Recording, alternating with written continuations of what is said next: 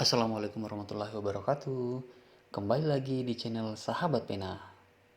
Sebelum kita mulai membahas, sebaiknya kalian menekan subscribe dan aktifkan lonceng notifikasi agar kalian tidak ketinggalan seputar video menarik lainnya dari Sahabat Pena. Pada kesempatan kali ini, Sahabat Pena akan membahas mengenai lansia, pelayanan di puskesmas, pelayanan di rumah sakit, apa itu PJP. Simak terus. Kita mulai. Nomor 1. Lanjut usia atau lansia adalah seseorang yang telah mencapai usia A. 55 tahun ke atas, B. 60 tahun ke atas, C. 65 tahun ke atas, D. 70 tahun ke atas. Jawabannya adalah B.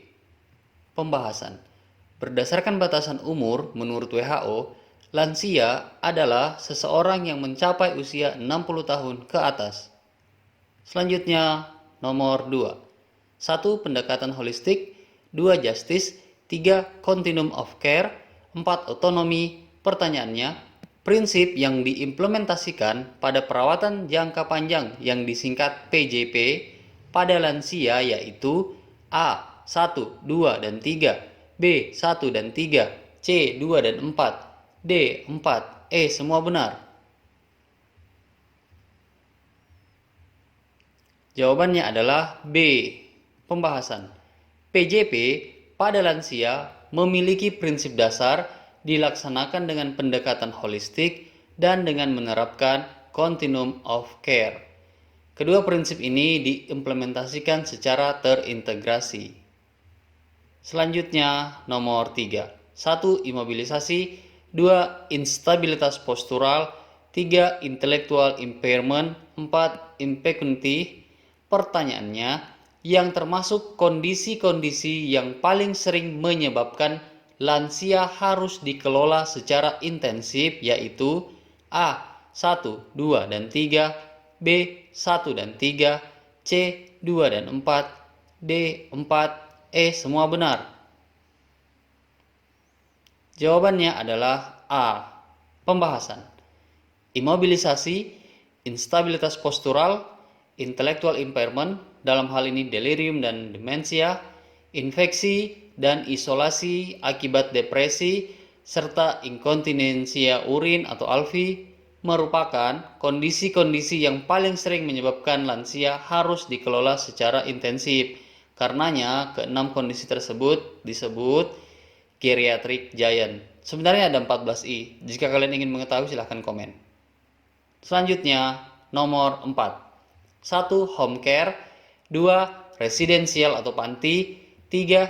Transitional care atau subacute care, 4. Nursing home.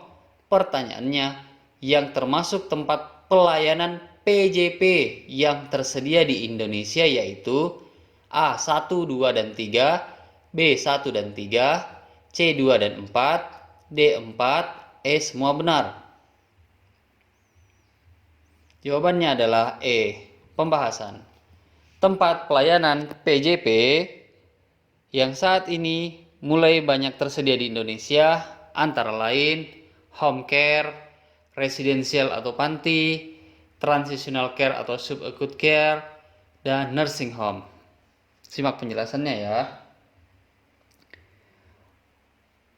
Untuk home care di Indonesia ini menjadi wahana PJP yang utama. Hal ini berdasar pada kondisi budaya Indonesia yang masih mempertahankan extended family atau model keluarga besar. Tujuannya sendiri untuk meningkatkan dan mempertahankan kemandirian serta mencegah terjadinya komplikasi, mengajarkan cara mempertahankan kemandirian dan kemampuan dalam melaksanakan kebutuhan sehari-hari, meningkatkan kemandirian keluarga dalam melaksanakan tugas pemeliharaan kesehatan lansia dalam pemenuhan kebutuhan aktivitas sehari-hari. Sasaran dari home care itu sendiri, lansia yang mempunyai masalah kesehatan akan tetapi tidak ada indikasi untuk dirawat di rumah sakit dan tidak mampu berobat ke FKTP. Kemudian untuk panti atau residensial, untuk di Indonesia saat ini masih identik dengan panti sosial Tresna Ureda ya. Nah, untuk tujuan sendiri, meningkatkan atau mempertahankan kemandirian klien dan mencegah terjadinya komplikasi. Mengajarkan cara mempertahankan kemandirian dan kemampuan klien dalam melaksanakan kebutuhan sehari-hari. Sedangkan sasaran dari panti atau residensial ini, lansia dengan kapasitas fungsional terganggu sedang, berat, atau total yang mempunyai masalah kesehatan dan tidak ada indikasi untuk dirawat di rumah sakit. Kemudian yang kedua, lansia terlantar dengan kapasitas fungsional terganggu sedang, berat atau total yang mempunyai masalah kesehatan dan tidak ada indikasi untuk dirawat di rumah sakit. Nah, kemudian yang ketiga, transitional care atau subacute care. Gambaran di Indonesia itu belum terlalu berkembang di Indonesia.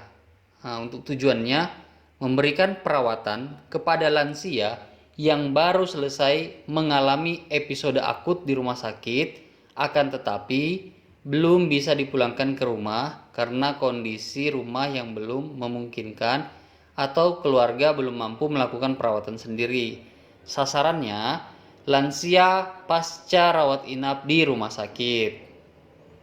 Yang keempat, nursing home. Di Indonesia saat ini semakin berkembang.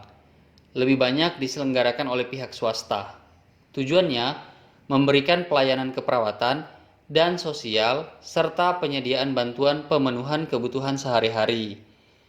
Kemudian memberikan pelayanan medis jika diperlukan melalui kunjungan tenaga medis maupun rujukan ke pelayanan yang lebih komprehensif.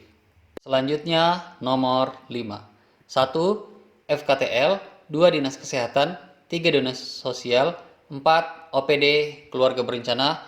Pertanyaannya, yang termasuk jejaring di tingkat puskesmas untuk mendukung keberhasilan pelayanan kesehatan dalam PJP. A. 1, 2, dan 3, B. 1 dan 3, C. 2 dan 4, D. 4, E. Semua benar. Jawabannya adalah E. Pembahasan. Poin pertama hingga 4 benar, dan ditambah wahana PJP yang diselenggarakan pihak swasta. Sudah dijelaskan sebelumnya ya. Selanjutnya, nomor 6. Langkah-langkah pelaksanaan pelayanan PJP di tingkat individu. A. P3G, pelayanan medis, pelayanan keperawatan, pelayanan kesehatan lainnya, pelayanan sosial mental spiritual. B. Pelayanan medis, pelayanan keperawatan, P3G, pelayanan kesehatan lainnya, dan pelayanan sosial mental spiritual. C. Pelayanan medis, pelayanan keperawatan, pelayanan kesehatan lainnya, pelayanan sosial mental spiritual, dan P3G. D. P3G, pelayanan medis, pelayanan kesehatan lainnya, dan pelayanan sosial mental spiritual. Jawabannya adalah A. Pembahasan urutan langkah pelayanan PJP di tingkat individu yang benar pada opsi A ya. Selanjutnya nomor 7. 1. Tingkat sederhana, 2. Tingkat lengkap, 3. Tingkat sempurna, 4. Tingkat paripurna. Pertanyaannya, berdasarkan kemampuan pelayanan, pelayanan kesehatan geriatri di rumah sakit dibagi menjadi A 1, 2, dan 3, B 1 dan 3, C 2 dan 4, D 4, E semua benar. Jawabannya adalah E. Pembahasan. Berdasarkan kemampuan pelayanan, pelayanan kesehatan geriatri di rumah sakit dibagi menjadi sesuai pada poin pertama hingga keempat ya. Selanjutnya nomor 8. 1. Jenis pelayanan, 2. Sarana dan prasarana, 3. Peralatan, 4. Ketenagaan. Pertanyaannya, tingkatan pelayanan kesehatan geriatri di rumah sakit ditetapkan berdasarkan A 1, 2, dan 3, B 1 dan 3, C 2 dan 4, D 4, semua benar. Jawabannya adalah E. Jadi, tingkatan pelayanan kesehatan geriatri di rumah sakit ditetapkan berdasarkan pada poin pertama hingga keempat ya. Selanjutnya nomor 9. 1. Rawat jalan, 2. Rawat inap akut, 3. Home care, 4. Klinik asuhan siang. Pertanyaannya, jenis pelayanan geriatri tingkat lengkap paling sedikit terdiri atas A 1, 2, dan 3, B 1 dan 3, C 2 dan 4, D 4, E semua benar. Jawabannya adalah A. Pembahasan. Simak penjelasan ya. Pelayanan geriatri tingkat sederhana paling sedikit terdiri atas rawat jalan dan home care. Pelayanan geriatri tingkat lengkap paling sedikit terdiri atas rawat jalan, rawat inap akut, dan home care. Pelayanan geriatri tingkat sempurna paling sedikit terdiri atas rawat jalan, rawat inap akut, home care, dan klinik asuhan siang. Pelayanan geriatri tingkat paripurna terdiri atas rawat jalan, klinik asuhan siang, rawat inap akut, rawat inap kronik, rawat inap psikogeriatri, penitipan pasien geriatri atau respite care, home care, dan hospice. Selanjutnya nomor 10. Ketua tim terpadu geriatri di rumah sakit yang memberikan pelayanan kesehatan geriatri tingkat sempurna adalah A. SPPD, B. SPPD KGER, C. SPPD KEMD, D. SPPD KPTI, E. SPPD KGEH. Jawabannya adalah A. Pembahasan. Ketua tim terpadu geriatri di rumah sakit terdiri atas dokter spesialis penyakit dalam, konsultan geriatri untuk pelayanan geriatri tingkat paripurna, dokter spesialis penyakit dalam untuk pelayanan geriatri tingkat sederhana, lengkap, dan sempurna. Terima kasih.